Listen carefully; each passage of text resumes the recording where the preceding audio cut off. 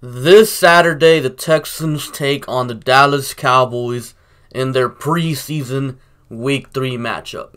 Now, preseason Week 3 is known as the dress rehearsal week, meaning starters are going to play a significant time, and usually it ends up being a whole half, but there is some teams that kind of pull out the starters midway through the second quarter. And I could see the Texans doing that since we did have two joint practices versus the Lions and Packers. So I could see Bill O'Brien pulling the starters midway through the second quarter. But for the most part, we'll get to see our starters versus the Cowboys starters. And I'm really excited for that. And I think you guys should be too, because we're getting real live game action. Our starters are going to go out there against other starters for pretty much the first time this season, because, these previous 2 weeks are just, throwing in some starters or no starters at all. But this time we actually get to see the starters play against other starters, and not just any team. We're playing the Cowboys. The Cowboys probably have a top 3 roster in the NFL, so the Texans are going to be tested, and I'm excited to see that. And let's start off with things to watch out for. Now, the first thing, Deshaun Watson versus a good defense. The Cowboys have a very good defense, and like I said in my Lions recap video, I kind of previewed the Cowboys game a bit. The Cowboys have very athletic linebackers. And you guys remember Deshaun Watson against the Cowboys last year. Watson was trying to scramble around, and the Cowboys linebackers were right there. They didn't let him do anything, and Deshaun Watson ended up getting hurt because of that. Hopefully Watson don't run around this time. Hopefully he sits in the pocket and tries to deliver the ball to his weapons. Now, our offensive line versus an actual competent defensive line that features DeMarcus Lawrence. Now, last week, we played half of the starting Lions defensive line. Harrison and Trey Flowers weren't playing, but the other two guys were starters, unless, you count the newly acquired Mike Daniels as a starter. But I don't know what the Lions are planning on doing with him. But for the most part, or half of the D-line for the Lions was starters. So this week, they're playing the Cowboys starters, and the Cowboys D-line is more talented in every way, shape, and form, and they even have a talented pass rusher in DeMarcus Lawrence, so he's usually lined up against a right tackle, so Seantrel Henderson is going to be tested this week, and I can't wait to see that. Also, not just pass blocking, run blocking, how is our offensive line going to do versus these athletic linebackers and Van Der Esch and Jalen Smith? So, kind of curious to see that. And then you got, the O-line players individually. Matt Khalil versus Rod Johnson. Obviously, everyone and their mama knows Rod Johnson should start over Matt Khalil. But then, last week after the Detroit game, Bill O'Brien said Matt Khalil is a starter. Now, it could mean two things. Either Bill O'Brien is the biggest moron ever, or Bill O'Brien is the biggest troll ever. I'm kind of hoping for the latter, but it's very possible that Bill O'Brien is just saying that to keep Rod Johnson competing, so Rod Johnson doesn't just say, I got this left tackle spot locked up, I'm just gonna chill and drink me a beer. It's very likely that Bill O'Brien just said that to kind of keep Rod Johnson competing, and I think Matt Khalil is gonna be cut after the preseason. All the signs point to it. I've pointed it out all last week. Matt Khalil didn't practice much. He sat out the whole game versus the Lions. His contract, if he makes the roster, if he's active every game, he's going to make $7 million. Matt Khalil is not going to make $7 million. If he gets cut, at the cut deadline, then he only takes $2 million, and the Texans save $3 million, and potentially, $5 million if, he would have played out the games or whatever. So, Matt Khalil is probably done. Rod Johnson looked way better than Matt Khalil could ever dream of looking. Rod Johnson was just, like I said in my recap video, he was like a boulder. Like, they couldn't move him, but I still want to see more from him. I want to see him versus actual competent competition. Now the next thing. Tytus Howard has a broken finger. I'm not sure if Tytus Howard will play. I'm kind of hoping he does play through the injury. I mean, it's just a broken finger. I mean, how many guys have we not seen play with broken fingers? I'm pretty sure any player would play through a broken finger. That's not a wide receiver or a quarterback.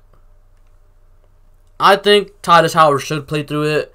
I'm not sure if they'll let him play through it. I mean, worst case scenario is he plays through it and then his finger ends up crooked for the rest of his life. I'm not sure if Tytus cares about that, but if I was a betting man, I'm pretty sure Tytus wouldn't care about that. Tytus would probably try to be out there for his team and try to prove people wrong and stuff and prove that he belongs at left guard, because at left tackle, there's still more to be desired. So, Tytus Howard, I think he should play.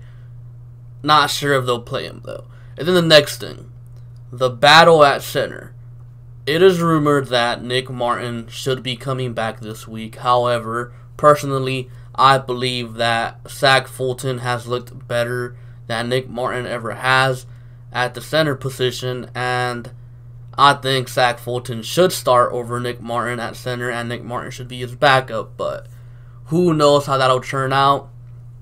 If Nick Martin does end up starting at center, that means Fulton slides to starting right guard, and Max Sharping slides out to a backup, and I'm not sure I really want that. I want the youngins playing. I want Max Sharping and Tytus Howard playing both the guard spots, and with Fulton being the center. And then you got Will Fuller and D-Hop, who are both probably going to play significant time versus the Cowboys DBs. Also, DeAndre Carter playing the slot receiver spot. I thought he looked good last week. Let's see how he does this week versus the Cowboys. And then you got the Texans tight ends again versus the athletic Cowboys linebackers. Let's see how they do against them. Jordan Thomas, Jordan Akins, Darren Fells. I highly doubt Kahali Waring plays.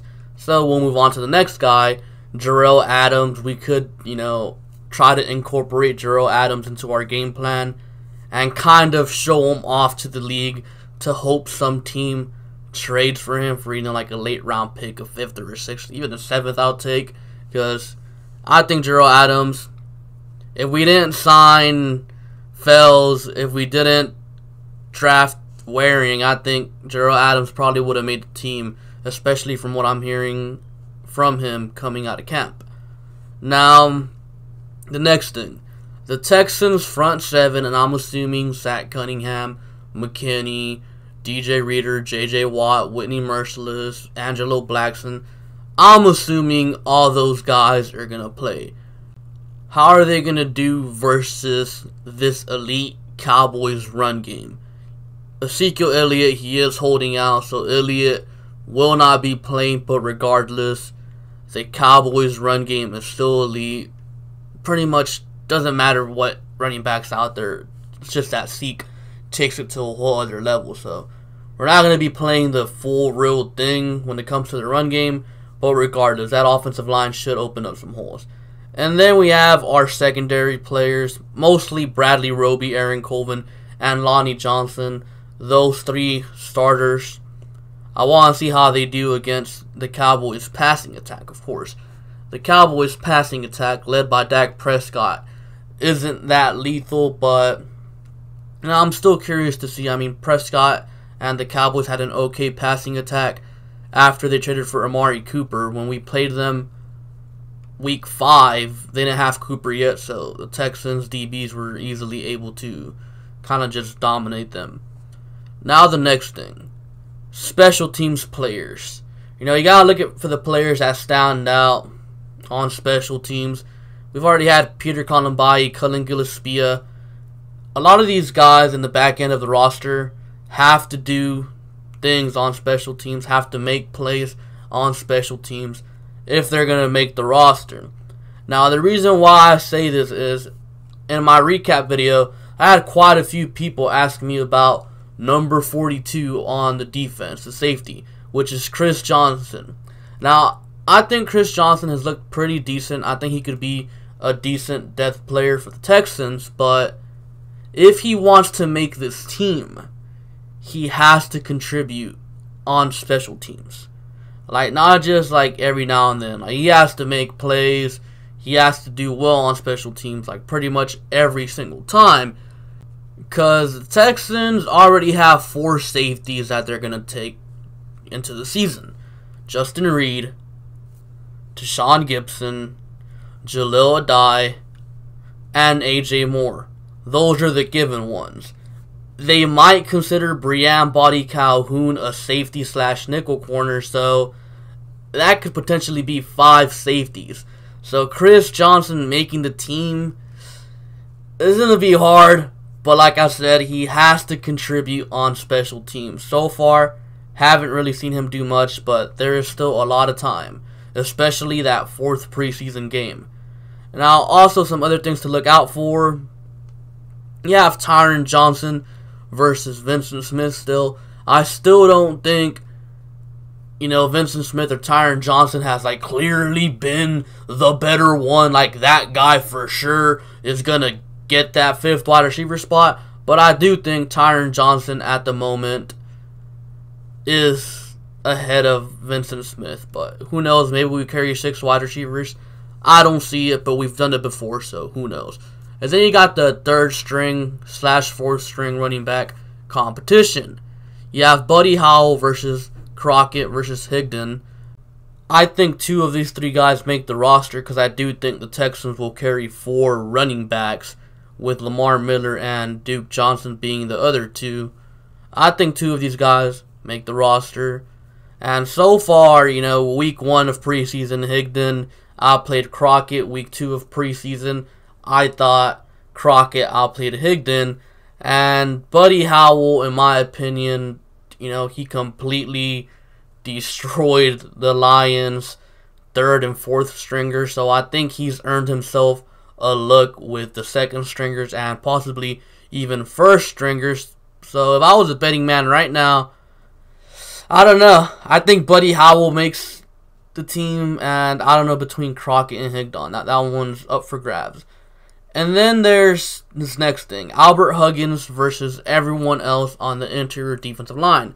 Albert Huggins was playing 3rd and 4th stringers, and he was completely dominating them. The guy was getting a push up front, pushing linemen into the quarterback.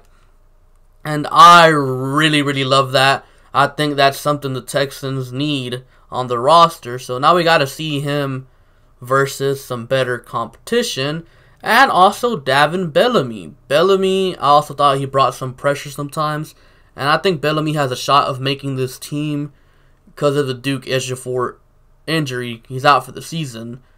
So maybe Bellamy can make the roster. Who knows? And then there's Charles Omenihu, who also did some things last week. I want to see more from him. Obviously, he's going to make the team. And then there's Peter Colombayi. I would say Dylan Cole, but I'm pretty sure we know what Dylan Cole brings to the table. But Peter Colombayi, this year, he's kind of contributing more on the defensive side of the ball instead of just special teams. So I want to see what Peter Colombayi does there too against the 2nd stringers. Maybe get some action against 1st stringers. I don't know how they're going to do this. I don't know how long starters are going to play. But hopefully Peter Colombayi gets some playing time. And yeah, that's pretty much all I have for you guys for today. Let me know if you guys think I missed something that I should be looking out for, so I could add it to my notes to be sure I'm looking out for that during the game. And yeah, be sure to like, comment, and subscribe. Thank you for watching, and I'll catch you guys later. Peace.